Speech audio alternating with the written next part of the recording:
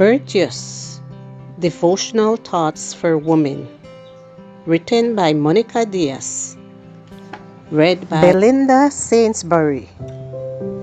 Morning, dear friends. Today, December 6th, our devotional is entitled, Don't Get Used to It. The most scandalous aspect of any scandal is that one gets used to it.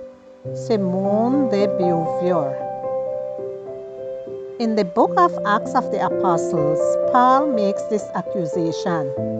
The God of Abraham, Isaac, and Jacob, the God of our ancestors, has given divine glory to his servant Jesus. But you handed him over to the authorities, and you rejected him in Pilate's presence, even after Pilate had decided to set him free. He was holy and good, but you rejected him, and instead, you asked Pilate to do you the favor of turning loose a murderer. You killed the one who leads to life. You. Me? What happened that day at Calvary confronts me with the need to ask myself, what would I have done if I had been among that multitude who saw Jesus die on the cross? Would I have thrown a rock or yelled, "Crucify him"? Perhaps the best way to dispel that doubt would be to answer these other questions for myself. How do I behave when I find myself within a group that abuses an innocent person? Do I hide among the masses, or do I individually, because only I can be me, make conscious decisions?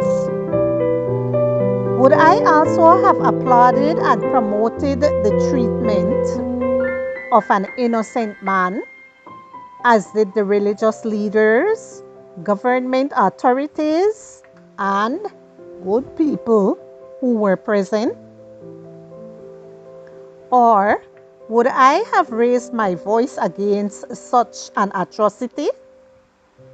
Do I accept what happens around me without questioning it, no matter how unfair it is against another human being, without speaking, thus giving my approval with my silence? That would in fact be scandalous in the sense of being immoral and condemnable.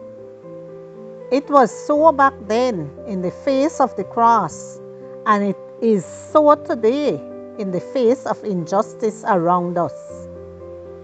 Your possible answer to the questions I have just asked, far from leading you to self-condemnation, should scandalize you in the sense that they awaken in you an attitude of always being a Christian to the human being standing before you.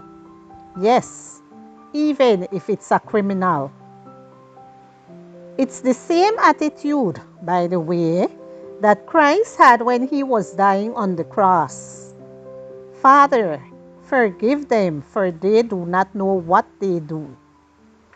That attitude of Christ is and always will be amazing, astonishing, admirable. In other words, scandalous. And it helps to keep us from falling into another greater scandal, the scandal of growing so used to scandalous behaviors, immoral and condemnable, that we no longer find them scandalous. I have complete confidence in the gospel. It is God's power to save all who believe. Romans chapter 1 and verse 16.